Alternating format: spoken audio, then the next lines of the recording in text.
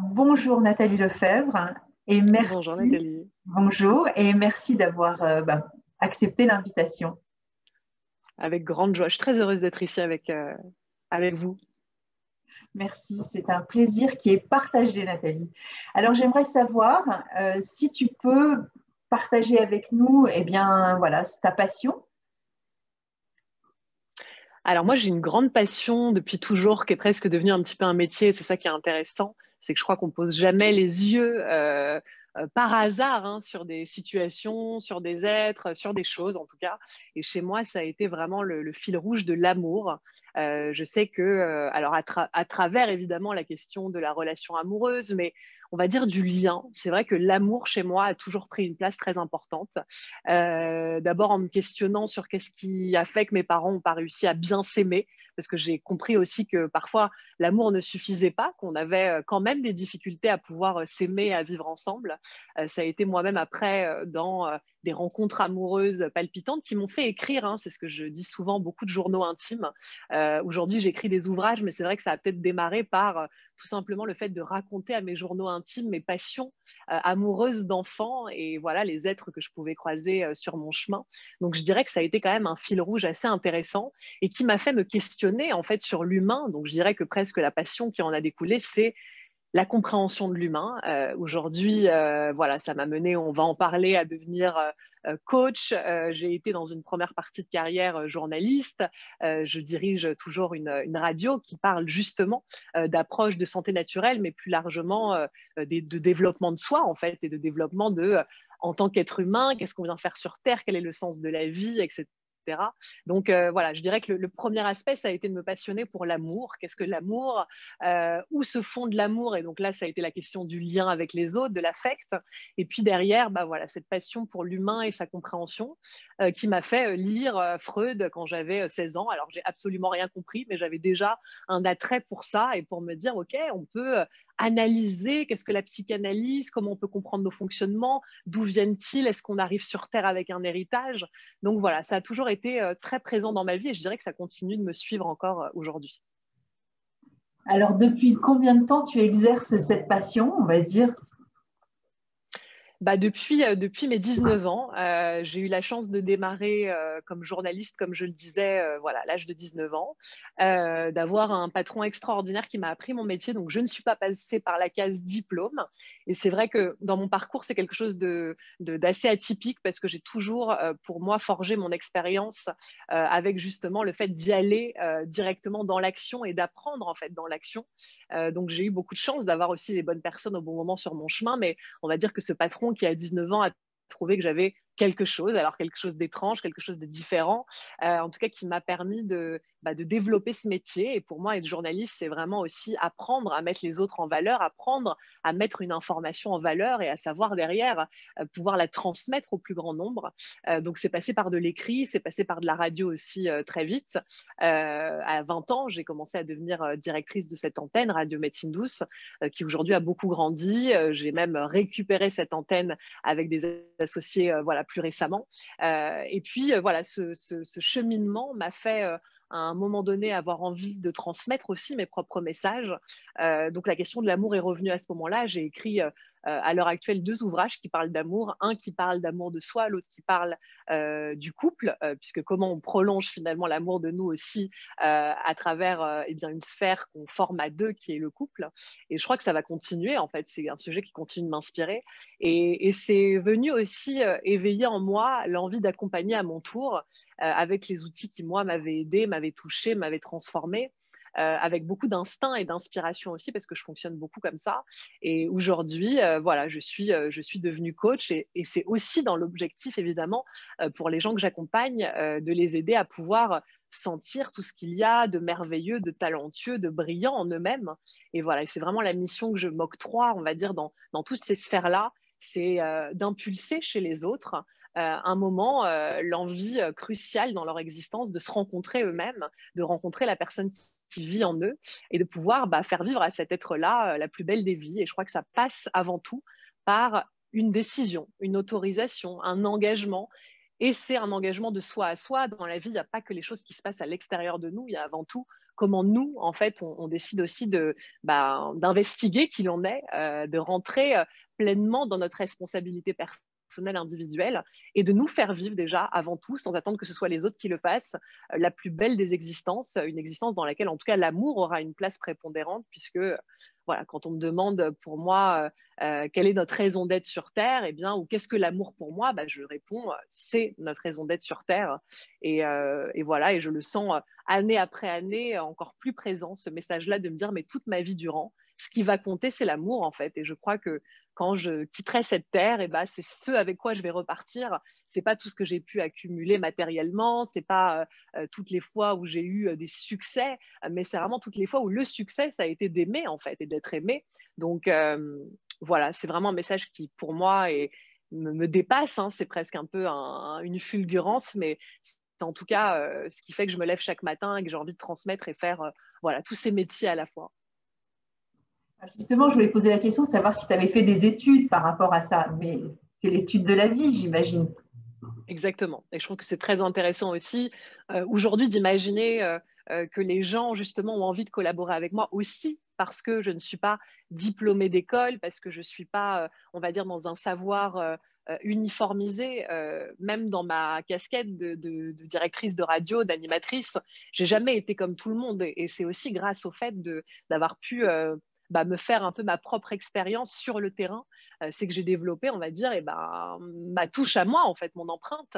Et je crois que parfois, les études, l'école, le savoir transmis dans ces environnements-là est parfois un petit peu un savoir, en effet, uniformisé. Donc, on a des gens après qui se ressemblent. Et ce qui est intéressant de voir, c'est que tout le monde presque a peur de ne pas être validé par des études, mais derrière, il faut savoir que moi, il me semble que je rencontre aussi beaucoup de succès parce que les gens sont comme intéressés par ça. C'est genre, cette fille-là, elle s'est créée par elle-même en fait. Et voilà. Et donc ça, c'est presque aujourd'hui sur un CV qui ne comporte aucun diplôme, aucune validation de quelconque école. C'est là-dessus aussi que les gens sont les plus demandeurs de collaborer avec moi parce que c'est presque ce qui fait aujourd'hui totalement la différence. Donc c'est intéressant de voir que ça peut parfois empêcher les gens, leur créer des complexes. Il y a beaucoup de gens qui se disent bah ouais, mais moi, qui suis-je pour prétendre vouloir être ça ou vouloir apprendre par exemple le métier de journaliste sur le terrain. Mais voilà, moi j'ai envie aussi de dire aux gens, mais qui es-tu pour ne pas le faire en fait? Et à l'inverse, pourquoi ne pas se donner l'autorisation d'aller vers quelque chose qui nous a toujours créé de l'enthousiasme, de la joie? Parce qu'il y a ça en fait, quand on se met au contact, on va dire, d'un métier qui provoque des choses pour nous, qui a du sens pour nous, en général, c'est qu'on est bon quand ça nous provoque du plaisir. Et donc, moi, j'ai compris cette interaction importante de pas seulement écouter dans le monde du travail les endroits où il y avait de la place, où il y avait, voilà, quand on essaie de t'orienter, on te dit, alors, fais pas trop ce métier-là parce que tu verras que c'est très bouché. Et donc, on n'amène pas les gens à choisir des métiers en fonction d'une affinité naturelle et personnelle. Et j'aime incarner déjà ça et j'aime rendre aux gens qui seraient des autodidactes, en fait, la vraie place qu'ils peuvent avoir et aider d'autres qui auraient encore un peu le complexe de mais moi, j'ai pas de diplôme, donc je suis rien, de dire qu'en fait, tu es peut-être tout juste d'y être avec ton enthousiasme, ton envie. De toute façon, quand on a besoin d'apprendre quelque chose, on se donne les moyens aussi. Et moi, je l'ai compris. Je ne savais pas forcément écrire un article de presse quand j'ai commencé mon métier. Et tout simplement, je me suis donné les moyens. Je ne savais pas faire une émission radio, j'ai appris. Enfin, toutes ces choses s'apprennent aussi. Et il n'y a pas cette notion de bien faire les choses ou de mal les faire. C'est déjà quand on les fait avec tout ce qu'on est, avec le cœur, avec l'envie, avec la détermination. En général, même si le résultat s'améliore, c'est déjà bien dès le début, moi je trouve, quand on y est avec tout ce qui nous compose en fait. Donc c'est un message même très important pour moi de transmettre à travers justement peut-être ce que j'incarne. Justement, pour rebondir par rapport aussi à ce que tu as déjà un peu évoqué, c'est quoi pour toi justement ce que tu exerces comme passion et qu'est-ce que tu proposes justement aux personnes que tu accompagnes? Aujourd'hui, par exemple, qu'est-ce que j'exerce comme passion? J'ai envie de parler de l'écriture, tu vois, qui est pour moi un outil, mais c'est quelque chose qui m'a toujours fascinée. Moi, je me suis énormément nourrie de littérature, de grands auteurs, d'histoires, en fait, qui m'ont fondée. Et ne serait-ce que quand on me demande mon livre préféré sur Terre, moi, je réponds Harry Potter parce que c'est un livre qui m'a tellement transcendée à l'époque où il est arrivé entre mes mains. Et il me transcende toujours, tant je trouve que c'est du génie, ces ouvrages. Voilà, mais c'est vrai que des choses qui nous ont portés, nourris, apportés, le jour où on peut à notre tour en fait utiliser peut-être ces outils-là pour transmettre voilà, quelque chose de très puissant qui nous habite, une grande joie de pouvoir justement s'autoriser à aller vers ça. Donc voilà, je dirais qu'aujourd'hui, ça, c'est comme une passion d'être auteur, écrivain. Quand on me dit, ah oui, tu es écrivaine, enfin voilà, vraiment, ça me bouleverse, ça crée quelque chose. Et après, quelque part, aujourd'hui, ce que je transmets, c'est d'aider les gens à aller se mettre au contact de ce pourquoi ils vibrent, en fait, et ce pourquoi ils se sentent vivants. Et donc, que ça passe par des outils qui sont voilà, l'écriture ou tellement d'autres, c'est de les mettre à cette place-là où ils se doivent, pour moi, de prendre confiance en eux, justement, et de se dire, mais voilà, j'ai justement mon empreinte à peut-être ajouter quelque part. On ne va pas se comparer quand on est écrivain à Victor Hugo. On ne va pas se dire, bah, il y a eu Georges Sand et Victor Hugo, donc j'ai plus rien à dire, il n'y a plus rien à faire. Non, parce qu'à partir du moment où on met ce que l'on est dans ce que l'on fait, c'est toujours singulier, c'est toujours différent, et ça apporte toujours quelque chose, surtout à une époque dans laquelle on vit. Nos époques évoluent, donc lire des romans qui ont 100 ans, c'est aussi s'imprégner d'une époque. Aujourd'hui, il y a toujours des choses à dire. Donc moi, c'est vraiment faire comprendre ça aux gens. C'est pas parce qu'il y a eu, comme le livre sur le couple que j'ai écrit, et il y en a tellement eu des livres sur le couple, c'est pas écrire un énième, c'est se dire que nous, la somme de ce que l'on est, de nos expériences, ça fait quelque chose de tellement singulier, voilà, que de prendre un sujet à travers notre filtre, ce sera toujours intéressant pour le monde. Donc ça, c'est un message important que je fais passer aux gens que j'accompagne ou aux gens auxquels je parle, à la radio ou autre. Voilà, c'est très, très important pour moi de transmettre ça. Donc ça, c'est en tant qu'auteur. Et tu es Ouais, aussi chef d'entreprise. exactement. Tu peux nous partager justement quel est l'accompagnement que tu vas donner aux personnes que tu vois. Alors, j'ai une société qui s'appelle Nour Productions, qui a un petit peu l'objectif de créer en fait du contenu inspirant. Donc, quelque part, si on doit trouver une casquette à tous mes métiers aujourd'hui, bah, j'aide les êtres à travers la création de contenu inspirant. Et ce contenu, ça peut être du coaching, des formations en ligne. C'est vrai que l'entrepreneuriat, chez moi, a toujours été très naturel. J'ai presque un peu cette idée que j'entreprends un peu comme je respire. C'est-à-dire que c'est voilà, c'est comme un muscle en fait que j'ai développé. Et aujourd'hui, entre les projets qui sont déjà nés, donc il y a évidemment toute cette sphère du coaching, de l'accompagnement, que ce soit des femmes ou des chefs d'entreprise, des entrepreneurs. Aujourd'hui, il y a vraiment voilà, deux formations, une qui accompagne les femmes et qui parle de liberté. Pour moi, c'est très important de par tout ce qui me compose aussi d'accompagner les femmes à se libérer du carcan dans lequel elles évoluent depuis toujours, libérer de leurs croyances limitantes, libérer d'un héritage trop lourd à porter, libérer de leurs complexes. Voilà, donc c'est, on va dire, une formation extrêmement vivante dans laquelle on vient un peu faire le tri de voilà, bah ça me sert à rien, ça m'empêche de me raconter ça m'est inutile, ou au contraire, si je me raconte ça va m'aider, ça va me porter. Donc j'aide les gens en fait finalement à apprendre à fonctionner avec eux-mêmes. Et ça, c'est quand même pour moi déterminant sur le chemin de notre épanouissement, c'est comment j'apprends à fonctionner avec moi-même.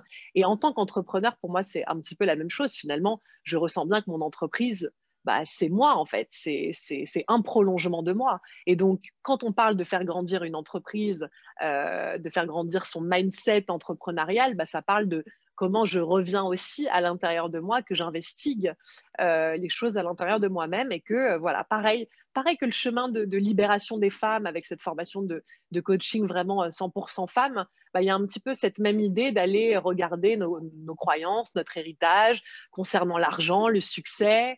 Voilà, c'est d'avoir un fonctionnement aussi avec soi et avec l'entrepreneur en soi qui puisse être un fonctionnement qui nous fasse grandir au maximum. Et après, dans cette entreprise-là, aujourd'hui, c'est encore un petit peu secret, mais j'ai l'envie de, voilà, je vais sortir d'ici la fin de l'année ou vraiment tout début d'année, encore une autre marque avec une autre structure quelque chose qui n'a rien à voir avec ce que j'ai fait jusqu'alors, mais en même temps, qui a un petit peu la suite logique, enfin la suite logique, voilà, ce sera pas non plus illogique dans tout ce que je transmets, mais encore beaucoup de projets. Et moi, j'ai envie d'entreprendre à plein de niveaux, de faire grandir ma structure. Voilà, je me disais souvent, petite fille, un jour, je monterai un empire, tu vois, et c'est un petit peu ce que j'ai toujours en tête comme rêve de continuer à faire grandir et à créer et à monter. Voilà, c'est un empire qui crée une économie, qui fait travailler des gens, voilà. Et alors, juste valeur aussi, moi, j'ai envie d'instaurer avec les gens que je travaille euh, une autre manière de travailler aussi, qui est peut-être pas comme ce qu'on a connu, mais voilà, une manière où on est valorisé, où j'ai envie d'être la, la, la, la chef d'entreprise, entre guillemets, ou la patronne que moi j'aurais aimé avoir. J'ai envie d'être celle-là, tout comme quand on devient parent, peut-être qu'on se dit je vais devenir le parent que j'ai pas pu avoir. Et ben voilà ce que je me dis aussi avec cette posture de chef d'entreprise. Et voilà, et de continuer à faire grandir avec tous ces messages et beaucoup de projets à venir dont vous entendrez parler, je pense, très prochainement.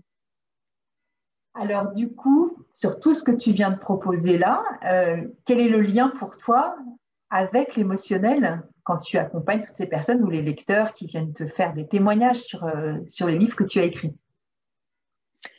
Alors moi, l'émotionnel, c'est que je suis extrêmement émotionnelle. Alors après, je ne sais pas s'il y a des gens qui le sont moins que moi. En tout cas, j'ai l'impression d'être une femme très dans la vie et d'être très vivante, car...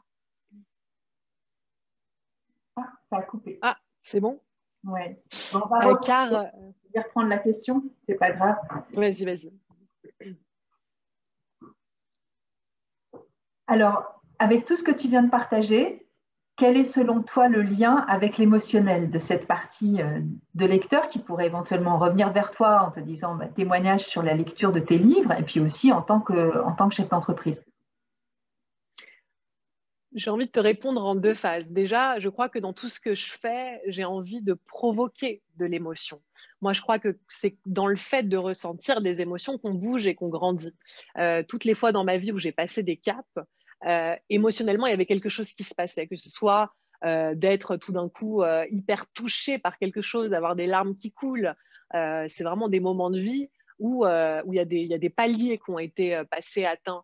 Moi, souvent, je suis très submergée par de l'enthousiasme. Je suis quelqu'un qui est guidé par voilà, la sensation d'être passionné, d'être enthousiaste, de ressentir justement cette joie en fait à suivre ce chemin.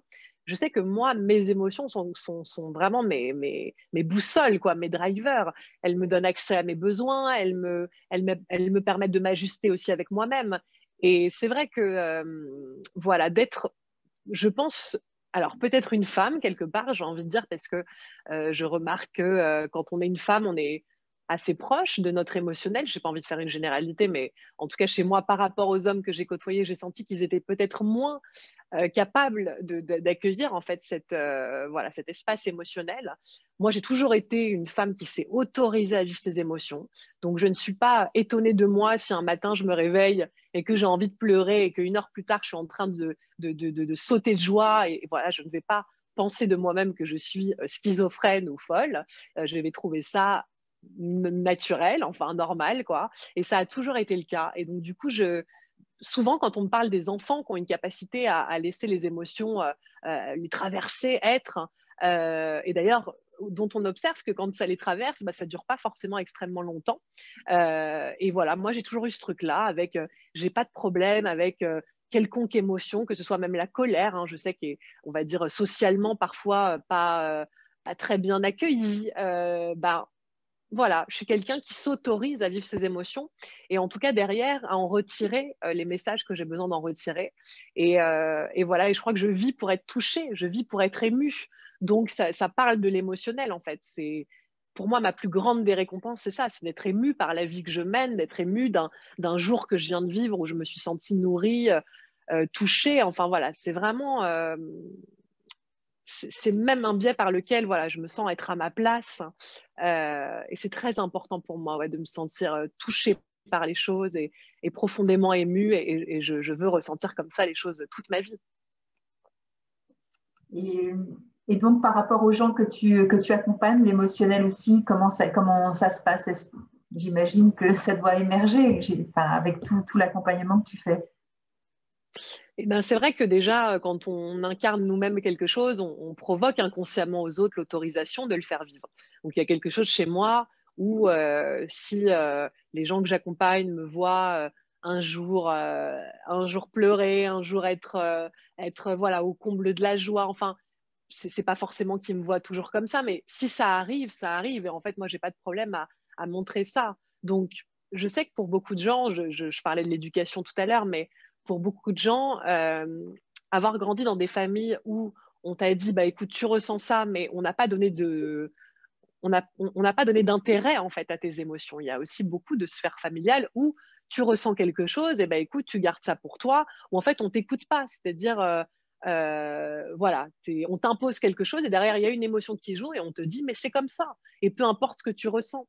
Et ça peut chez beaucoup, en tout cas à la fois dans mes clients que j'accompagne, même j'ai envie de dire au, ben, même avec mes proches, avec mes amis, quand je vois qu'il peut y avoir ce fonctionnement d'être dans la rétention de l'émotion, bah forcément déjà, quelque part, le fait de moi m'autoriser à les vivre, ça leur permet inconsciemment de se dire, ah ben on a le droit, en fait, on n'est pas obligé d'être quelqu'un qui est toujours sur le même, voilà, la même harmonie, enfin, c'est peut-être pas le mot, mais le même diapason émotionnel, on n'est pas obligé d'être quelqu'un de régulier, enfin, voilà, on vit dans une société où il faudrait pas trop faire de vagues. Bah moi, j'aime me dire que les émotions, c'est des vagues. Et donc, d'ailleurs, j'ai toujours voilà, profondément aimé les gens qui sont en phase et qui assument leurs émotions, quelque part, sans les faire peser sur les autres, évidemment, mais juste qu'ils sont des gens qui vivent leurs émotions. C'est quelque chose que j'adore voir chez les autres. Et donc, évidemment, c'est une autorisation à utiliser nos émotions comme un biais pour apprendre à nous connaître, pour apprendre à nous ajuster, pour apprendre à fonctionner avec soi, comme je le disais tout à l'heure, pour apprendre à s'aimer finalement, parce que c'est ça aussi qui se joue. C'est que comment je ne juge pas le fait de ressentir ça, et puis après de peut-être d'être différent dans une émotion qui me traverse, qui est différente. Et voilà, et pour moi, c'est vraiment des points d'accès à nous qui sont tellement précieux, nos émotions. Donc j'aide les gens. Après, c'est pas forcément spécifiquement dit dans mes accompagnements, mais il y a forcément ce truc de comme moi, j'ai envie qu'on se sente tous en vie. Déjà, il y a cette émotion avec laquelle j'arrive, on sent mon enthousiasme. Enfin, j'imagine que les gens qui m'entendent parler voient bien qu'il n'y a pas quelque chose qui tente d'être sobre chez moi. Je n'aime pas la sobriété. Et donc, pour moi, voilà, s'autoriser à vivre nos émotions, c'est aussi ne jamais être sobre et voilà, être toujours vivant. Donc, c'est un élément voilà, fondamental de ce que je transmets et pas forcément en y mettant des mots, tu vois, mais peut-être juste voilà, d'inconscient à inconscient. On sait qu'on s'autorise des choses aussi. Voilà, on se transmet en dehors du verbal beaucoup de choses. Donc, il y a peut-être cette transmission-là aussi qui se joue. Et oui, parce que tu sais qu'on appelle ça les neurones miroirs, en fait. C'est le fait d'observer l'autre qui fait référence à son propre miroir aussi interne. Et du coup, on va dire qu'une certaine façon, on pourrait se calibrer, tu vois, l'un par rapport à l'autre. C'est ça. Alors, c'est plus complexe que ça, parce que si quelqu'un fait la tête, on n'a pas toujours non plus envie de faire la tête, mais c'est comme une sorte d'autorisation, absolument.